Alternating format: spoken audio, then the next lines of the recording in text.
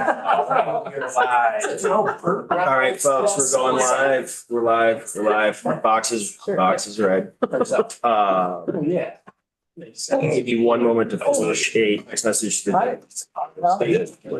staff. All right, we are live, folks.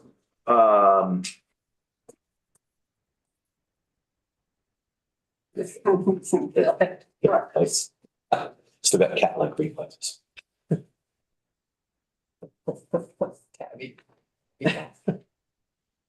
Okay, thank you for that your patience while I was sending that text message. All right, welcome back, everyone. We are here with witness testimony on H693, an act relating to the approval of amendments to the charter of the town of Bennington concerning the town police department. We have with us Paul Duquette, Chief of Police, Town of Bennington. How are you doing, sir? Good afternoon, everyone. Afternoon. So yeah, we did a little bit of testimony last week, I believe, on this charter proposal. And we since it referenced coordination with law enforcement in your community, we just wanted to invite you in and give you the opportunity to speak to the proposal. Very good, thank you. So yeah, feel free. The table is yours, sir. Thank you very much.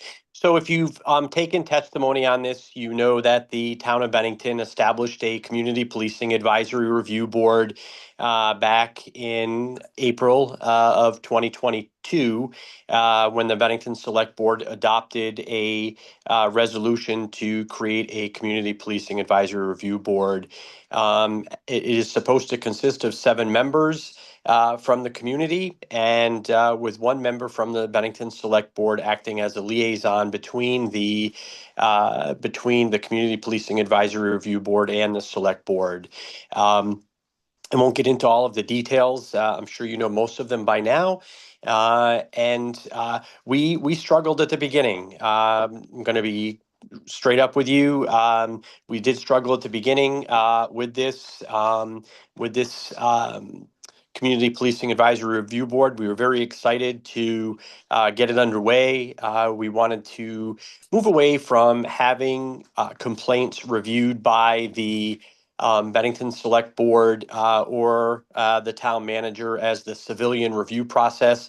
As you all know, complaints against a member of a law enforcement agency, once they're filed and investigated, there has to be some type of civilian review in order for you to be in compliance with the requirements. So with that being said, the Select Board had established the Community Policing Advisory Review Board with some recommendations from the Safety and Equity Task Force that they started prior to CPARB.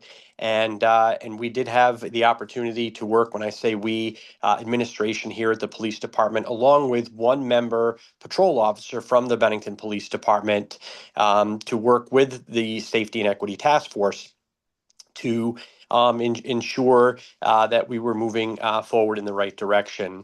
So Lieutenant Grandy and I had a lot to do with the establishment of the Community Policing Advisory Review Board. A little bit disappointed with the way things went. We struggled. There's a lot of training initially when we first started this board that went into this. They brought in an outside vendor from Massachusetts, and it seemed like that the training did actually take months and months to get going. We had a couple of members of the Community Policing Advisory Review Board that, for lack of better terminology, they didn't perform the way they were supposed to perform, and there was turnover. And in the last 3 years or so, we've established turnover, and then we have to find people to replace. And sometimes there's only been 4 people on the board instead of the 7 that are required. And but we have really moved along, and we've made great strides and great progress here in Bennington, in my opinion, with the way that we handle internal affairs investigations. All of our supervisors are trained in internal affairs investigations training, either through FBI LEDA or at Roger Williams University down in Rhode Island. So we do take great pride in that, and both programs are fantastic, and it's nice having people attend both programs. So I myself personally have been to both, and Lieutenant Grandy as well.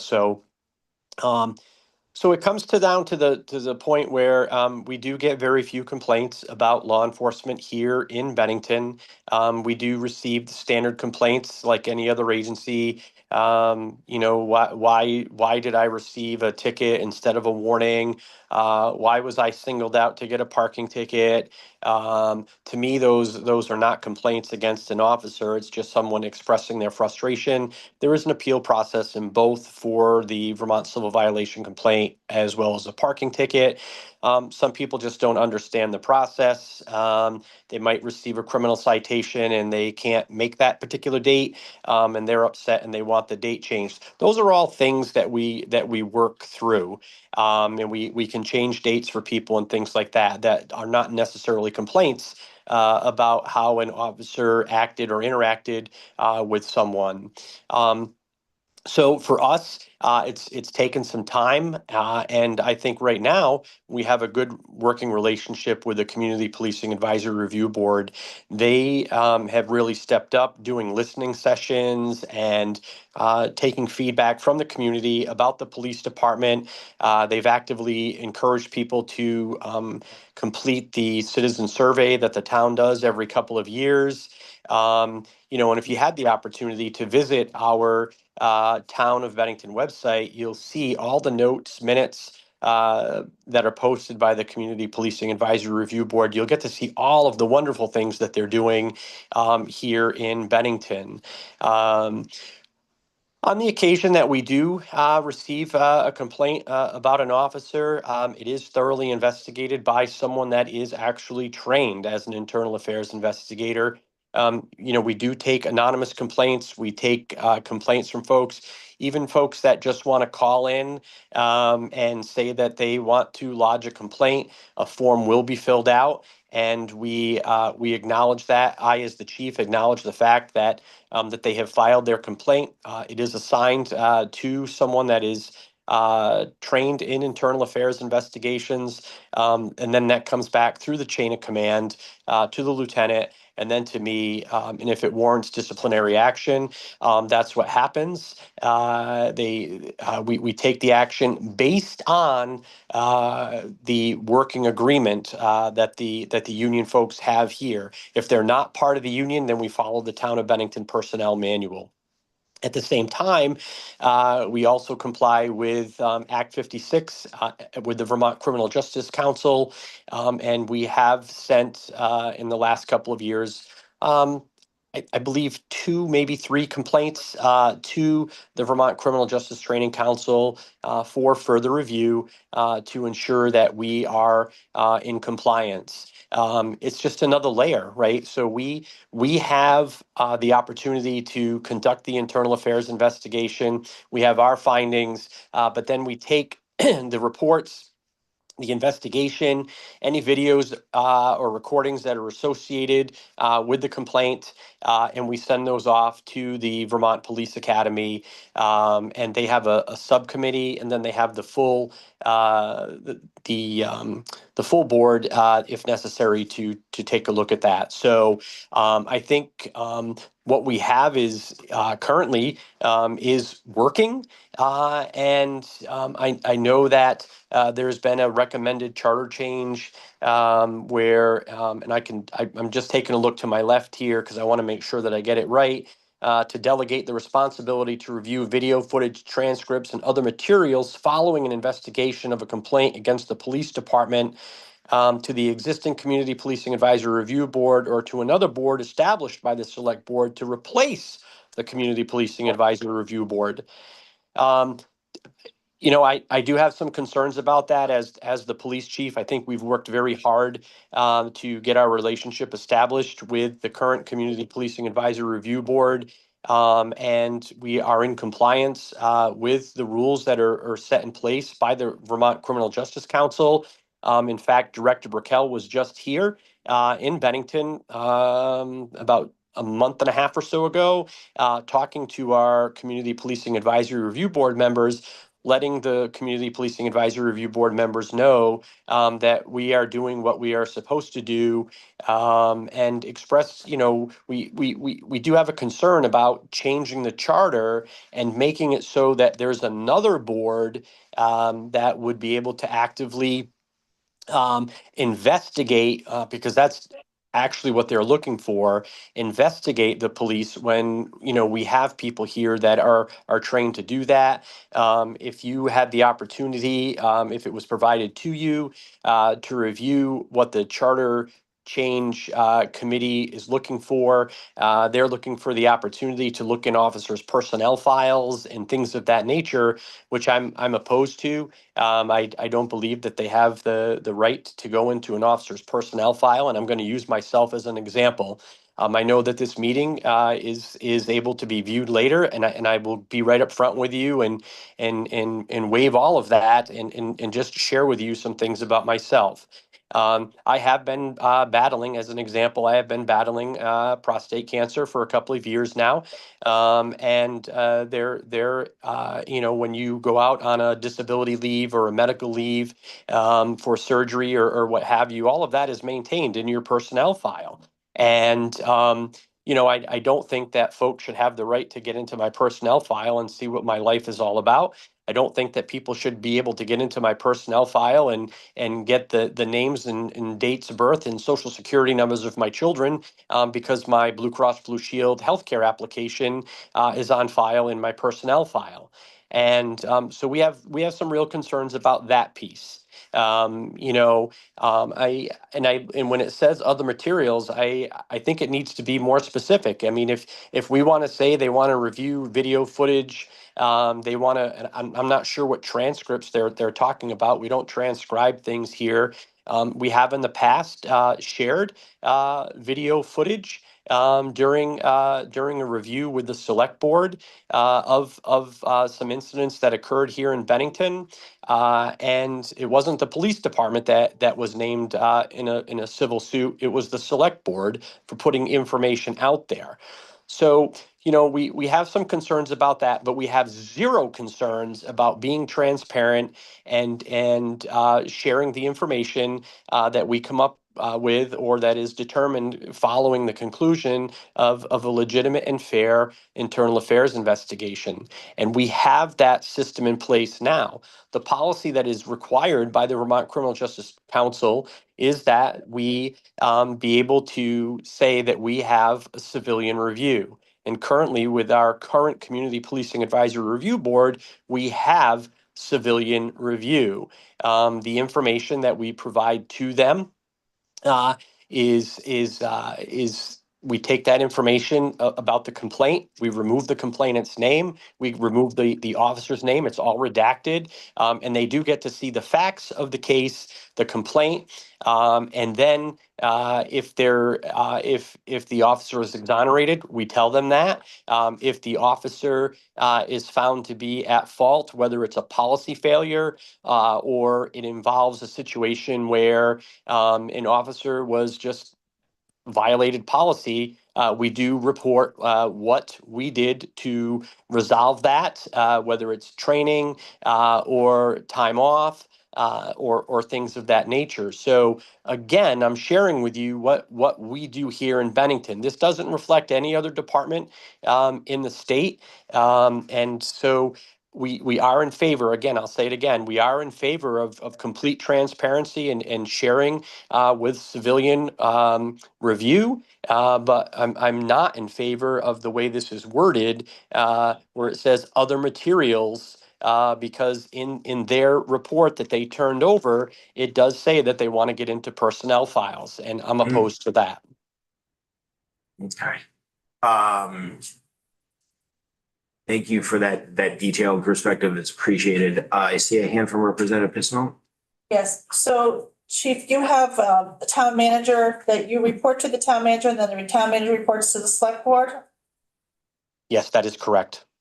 So select boards can get tricky because they come and go. And so to me, when we took testimony in this, to me, it felt like there was somebody trying to look for the information. And if the select boards turn over, then the next time another select board member comes in, then they can start asking to look at stuff that they didn't have privy to prior to.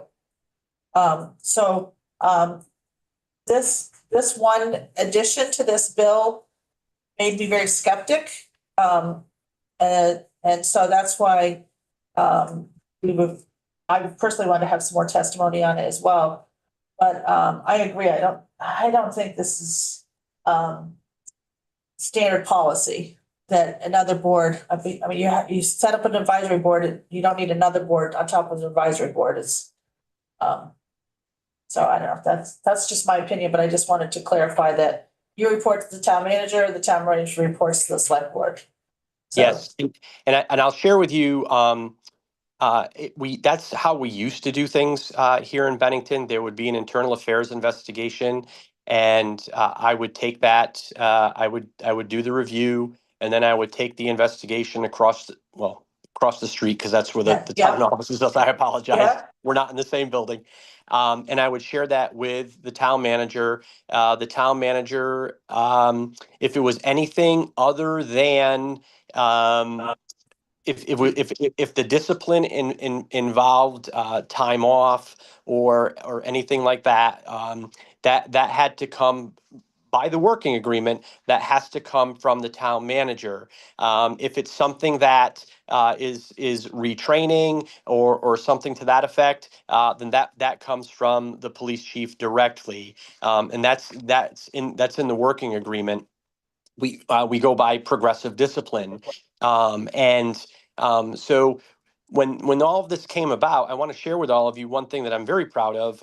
When all of this came about, we worked diligently with the police union, to get them to understand that we were going to create a new policy and procedure as far as internal affairs investigations go, so that that we were in more than compliance. And we didn't get any kickback from members of the police union. They were all fantastic. They got to see the policy before I signed it and put it in place.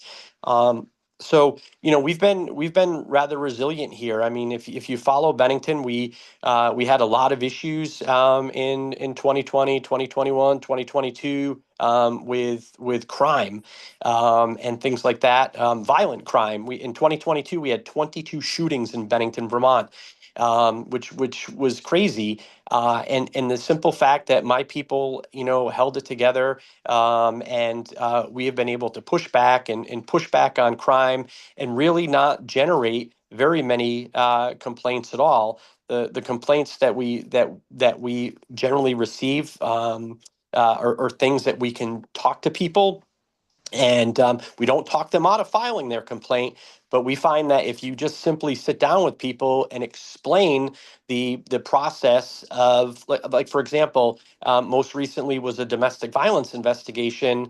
The one of the victim in the domestic violence said that she did not want her significant other arrested for domestic violence, but she displayed signs of injury. We have a policy and a protocol here in Bennington County where you must call the state's attorney's office, and you have to follow what their recommendation is. And the recommendation from the deputy state's attorney was to make the arrest of the offender.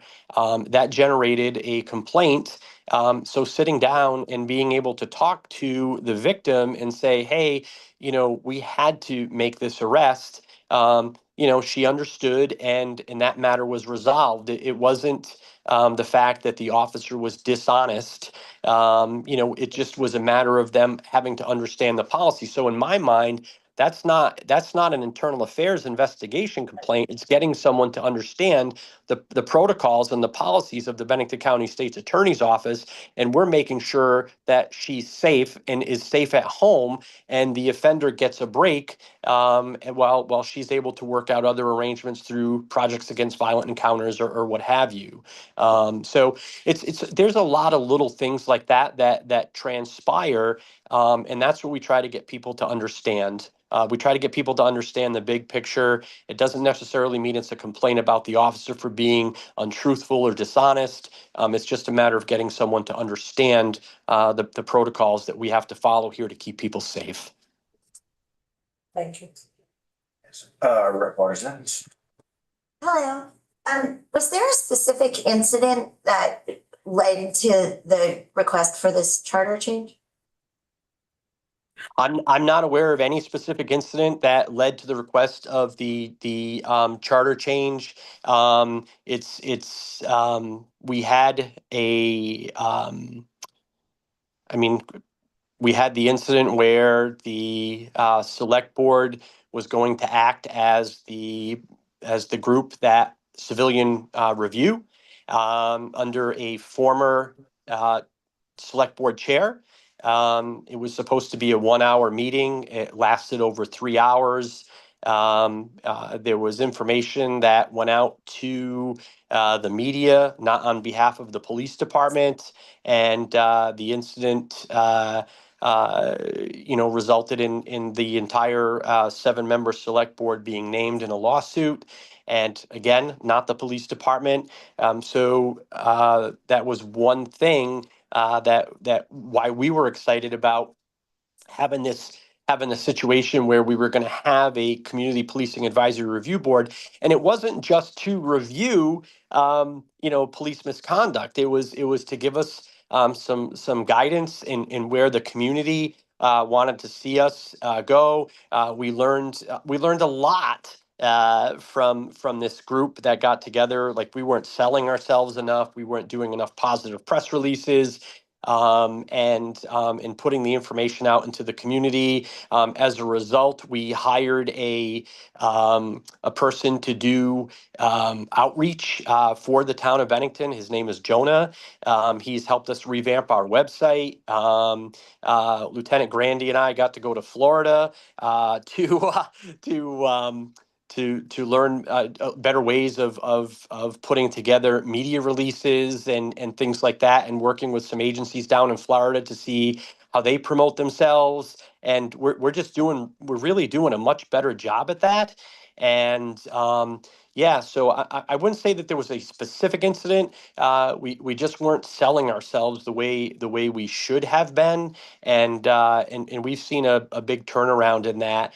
And I'm very proud to tell all of you, for example, when we needed a new canine here, we needed to raise $15,000, and our Community Policing Advisory Review Board membership stood up and said, "Chief, we want to help you with this. Tell us what we need to do." And I said, "Well, we need to raise $15,000. And when it all came together, the community came together, and we raised $72,000, which was absolutely amazing. So we have 2 canines here in Bennington now, Stark, named after General Stark, and Grizzly, just because it's a cool name, I guess. But the bottom line is that we've really made some great strides here in Bennington. We're so actively involved in our community with Bennington Night Out. I know a lot of people call it National Night Out. Our Community Policing Advisory Review Board folks come and support us in all of that. They help with the fundraising. So again, no specific incident. I realize that was a long answer for a short question, but it's just little things like that we again, very few complaints. When we have the complaints, this is how it works. I personally meet with the chair of the Community Policing Advisory Review Board, and we'll say, this is the complaint that we have, and then the chair of the Community Policing Advisory Review Board will say, okay, let's put it on the agenda for this particular month. and we make sure that everybody on the Community Policing Advisory Review Board receives the complaint, and as well as the investigation and the outcome of the investigation. And then they have the opportunity to question me about the outcome of the investigation, and how I got to that conclusion, and the discipline or not of the incident, and it has worked very well over the last 3 years. Thank you. Thank you. Any other questions for the chief? Yeah, I really appreciate your time, sir. That was valuable perspective and input. And we'll let you know if we have any questions moving forward. But I really want to thank you for your time. Well, I want to thank all of you for your time, and thank you for your consideration. I appreciate it. Have a good day. Of course. You too, sir. Thank you. Keep up the good Bye-bye. work. Thank you. Okay. So that keeps us reasonably on time for 2:30. Our next order of action is H 694, an act relating to the approval of the amendments to the charter of the town of Bennington concerning the town manager. And we are joined right now by Tom Haley. How you doing, Tom? He's the chair of the Bennington Select Board.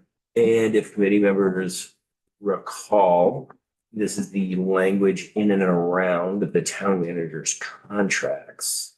So, and that is, we're looking at 694. So good afternoon, sir. Good afternoon. Thank you for having me. Oh, yes, of course. So we're just looking for perspective on this change that's being proposed on how the structure and modification of the contracts for the town manager, sort of how you got here, perspective and feedback.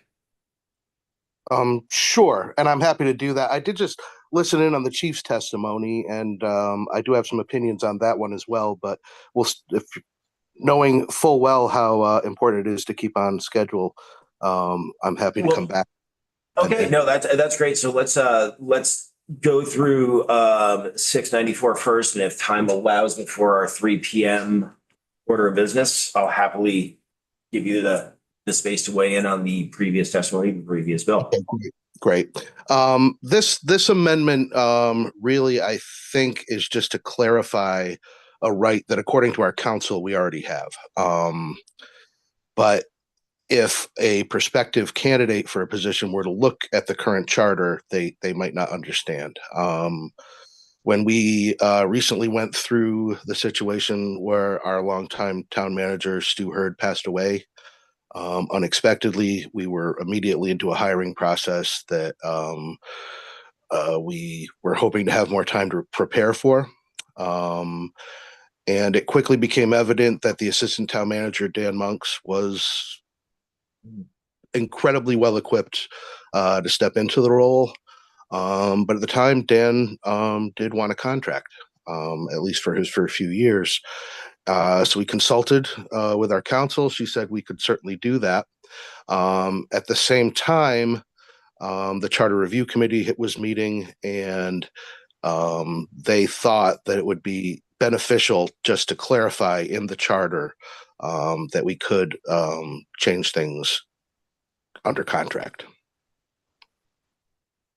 Okay, so this is essentially, and I think we heard this before from previous testimony, that although you think you already have the ability, this is just clarifying that explicitly with this new proposal. Yes. I have a feeling this testimony is going to be brisk. Any questions? Yeah, I'm sorry. I try not to be very verbose if I can help it. No. I totally appreciate it. Did you have a question? No. Okay. Wasn't sure if that was a hand. So any questions for the chair of the select board?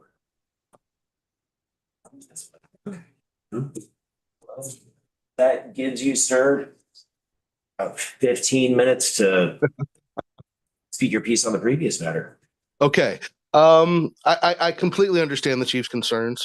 I think essentially, as I understand it right now, the select board is the civilian review body.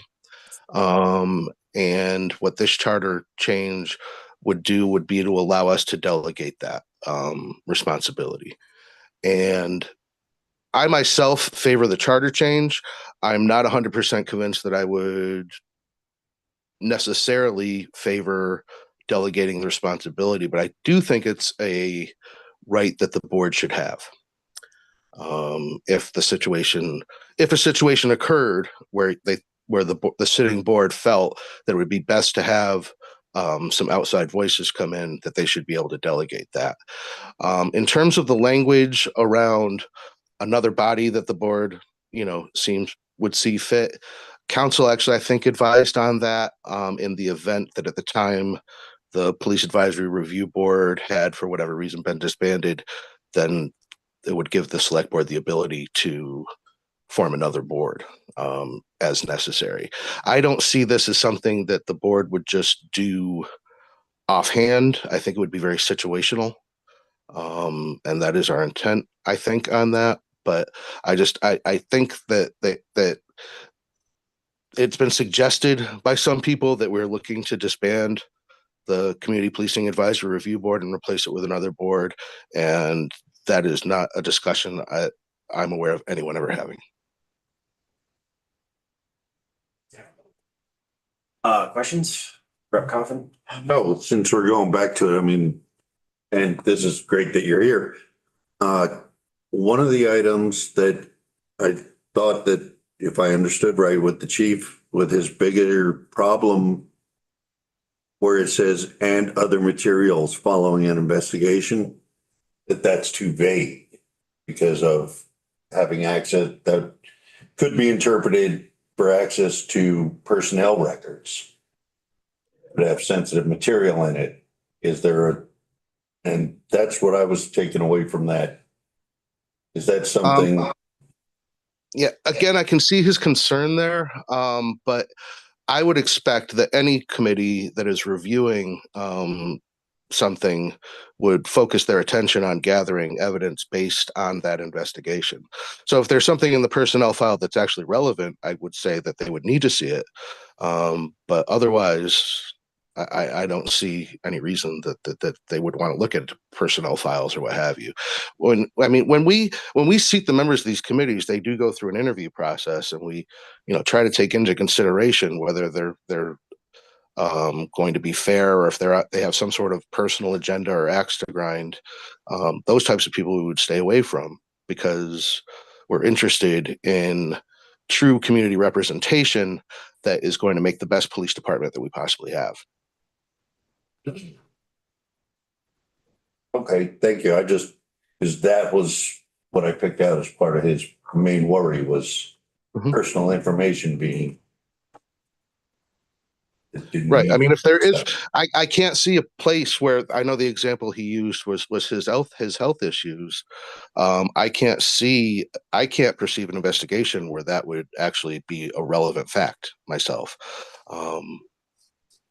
But I understand his concern. I just think sometimes it might be a bit of overthinking.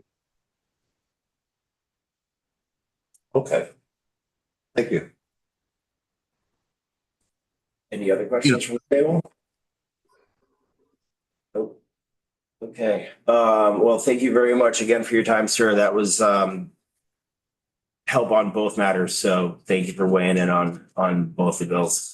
And I appreciate your time. I'm available whenever you need me. Wonderful. That's great to know. And so, yeah, we will reach out if we need anything further from you. But, and thank you for doing the work on the select board. I know that can be a lot of time and not always thankful work. So thank you very much. Thank you guys too. Yeah, you got it. Take care. All right, committee, we've got a few minutes before our next order of business. So, barring any other opinions on how to do this, we'll take a break for till 3:00 and just a little bit of study hall. Sounds good. All right, Nick, take us off until 3 before we pick up OPR 588.